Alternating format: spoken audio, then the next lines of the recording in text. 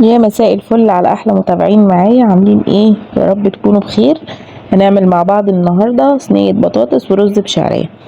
عندي فراخ مغسوله كويس جدا. حطيت حله ميه وحطيت فيها بصلايه وورق لورا وفلفل اسود وبهارات وطبعا ملح، وحطيت الوراك بتاعتي بالشكل ده. بدأت تستوي معايا وتاخد غلوه زي ما انتوا شايفين. لون الشوربه صافي قوي لان انا مش حاطه بهارات خالص، انا حاطه فلفل اسود وملح وورق لورا بس. عندي هنا البطاطس غسلتها وقشرتها، هقطعها حلقات بالشكل ده.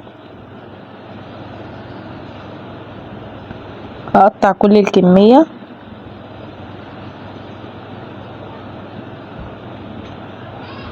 تمام كده زي ما انتوا شايفين. مش عايزاها تبقى سميكه ولا تبقى رقيقه قوي وتتهري معايا، يعني عايزاها كلها قطعيه واحده بحيث انها تاخد نفس التسويه بتاعت بعضها. قطع بالشكل ده.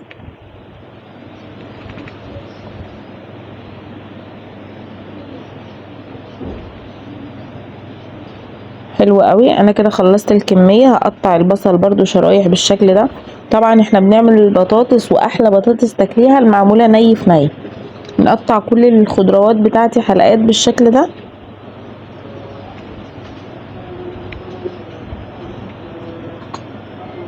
وعندي فلفل، ممكن تحطي فلفل حامي برضو على حسب الرغبه، بس احنا مبناش في الشطه قوي. فايه هقطع الفلفل الرومي كده اهو. اقطع كل الكميه اللي معايا. بعد كده هقطع الطماطم برضو حلقات. الحته اللي في الاخر دي بنشيلها وبنرميها. نقطع بالشكل ده. طبعا هي مش مستوي، مش جامده قوي، هي مستويه شويه عشان كده مهريه معايا. هقطعها كده.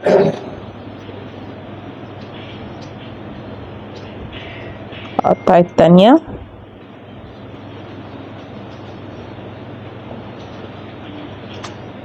قطعت الخضروات اللي عندي كلها. هنزل بالتوابل بتاعتي. معايا معلقه بابريكا، معلقه كمون، وعندي معلقه من البهارات والكزبره،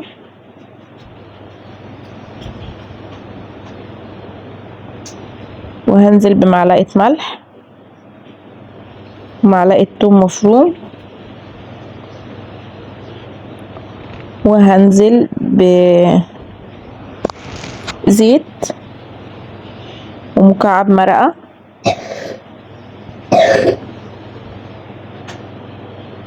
وادي الزيت معايا. ما تحطيش كتير لان احنا هنسقيها بالشوربه فهتبقى دسمه اصلا. وهحط كمان معلقه سمنه بلدي بتديها طعم حلو جدا. بس كده هقلب المكونات كلها مع بعضها. وعندي معلقتين صلصه هحطهم.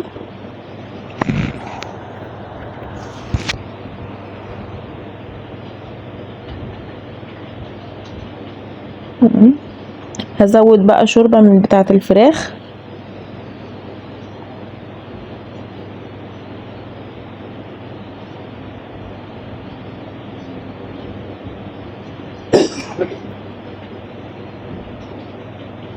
حلوة قوي كده. هحطها على النار وهغطيها.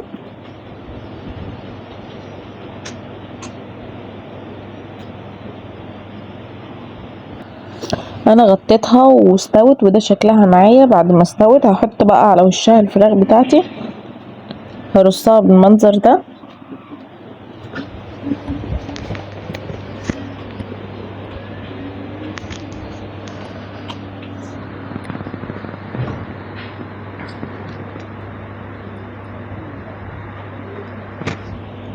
كده تمام قوي. اجيب بقى معلقة من صويا صوص وعليها معلقة من الزيت، وهحط على الوش كده. هدهنها حلو قوي.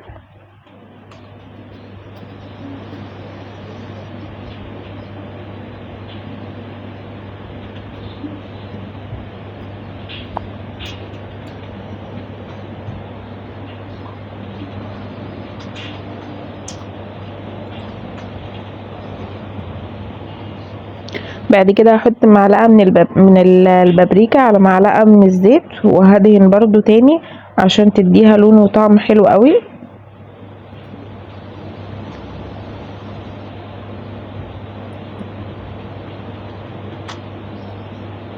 بس كده هدخل بيها بقى على الفرن. بسم الله. انا هنا ولعت الفرن وهدخلها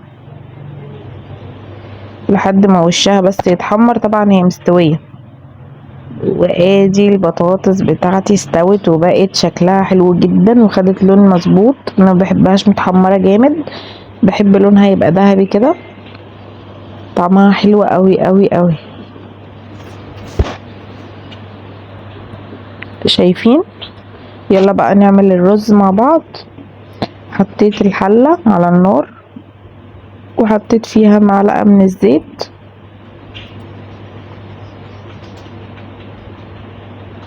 وحطيت سمنة، وهنحمر الشعرية في الأول.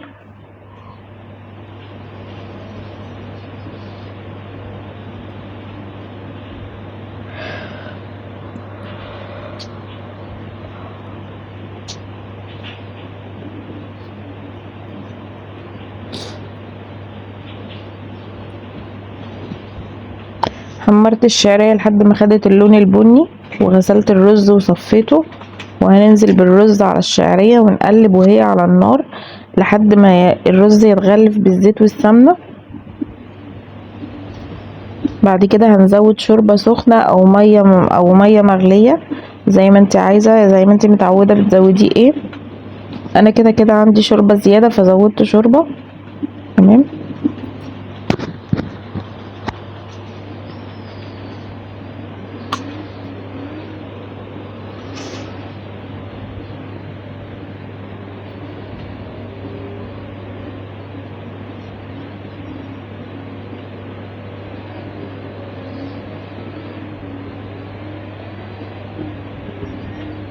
نزود الشوربة كده. كل ما تزودي الشوربة او المية تكون بتغلي، كل ما الرز يديكي يبقى الحباية بحبتها كده، يبقى مفلفل او حلو.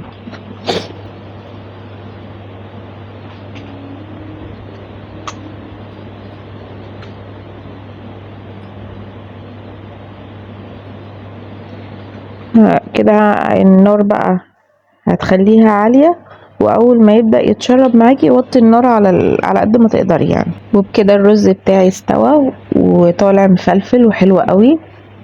هنغرف. وده كان اكلنا النهارده في اسرع وقت، في اقل من نص ساعة عملنا صينية بطاطس وفراخ ورز بشعرية. بألف هنا وشفا، يا رب يكون عجبكم. جربوها واستنى رأيكم. كان معاكم مروة أحمد من قناة الشيف مروة. السلام عليكم.